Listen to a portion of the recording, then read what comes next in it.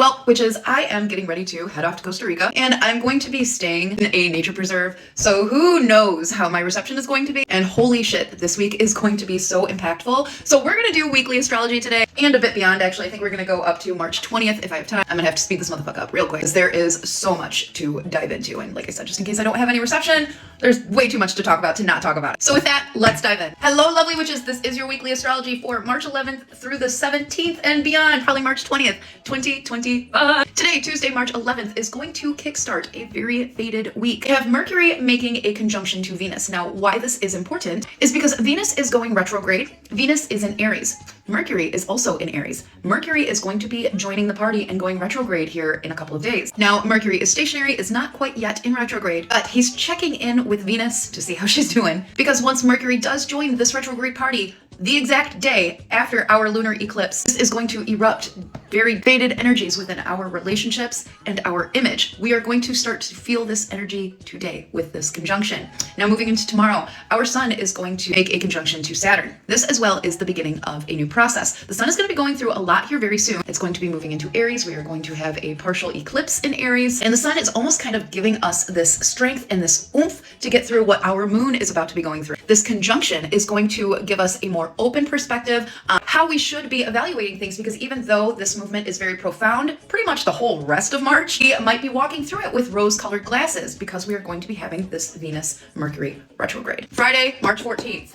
Write this day down in your calendar. This is our full moon lunar eclipse in Virgo. This is a full moon on steroids. This is the official starting line of a new chapter. And as we are running down this marathon, holy shit, we forgot to tie our fucking shoes because the next day is that Mercury retrograde. I remember how I said Mercury was making a conjunction to Venus. Look down and make sure that your shoes are tied, metaphorically, if you know what I mean. Friday's full moon in Virgo is giving us the opportunity to connect mind, body, and soul. Now here's a really cool kicker about this. Both Venus and Mercury are in Aries. Who's the ruling planet to Aries? That would be Mars. Now Mars is in Cancer. Cancer is ruled by the moon. You keeping up with me here? This lunar eclipse transition is giving us the deep-rooted opportunity to reevaluate the way that we genuinely feel about ourselves, our image, our relationships, our business partners, our business, period. And this lunar eclipse is the beginning of eclipse season. We will be having a solar eclipse not too long after. So we can completely shed and get rid of all of the shit that does not suit us so that we can be better representations of ourselves as we manifest for this next year and a half to come. It's the kickoff to a year and a half process. So do we want to be backtracking the same fucking bullshit that we've been going through, or are we ready for a complete cleanse and a complete new version of us in our most divine and sexy fucking selves? Now, after all of this lunar energy happens, there's a fuckload of solar energy happening. Monday, March 17th, the sun is going to conjoin the North Node. This again is our destiny. This is the sun checking in with the, or rather the North Node checking in with the sun, shining a new light on the shit that we have seen, the shit that we have shed, and now we are fucking ready. We are going into a solar eclipse at this point. March 19th, the sun is going to conjoin Neptune, who will be joining the party and entering Aries soon, along with the sun. Aries is the astrological spring. It is the beginning of new things. It is the growth of the flowers. It is the rain and the cleansing of that of which was last year, which is done, which does not serve us. And then March 20th, the sun will be entering Aries, joining Venus, Mercury,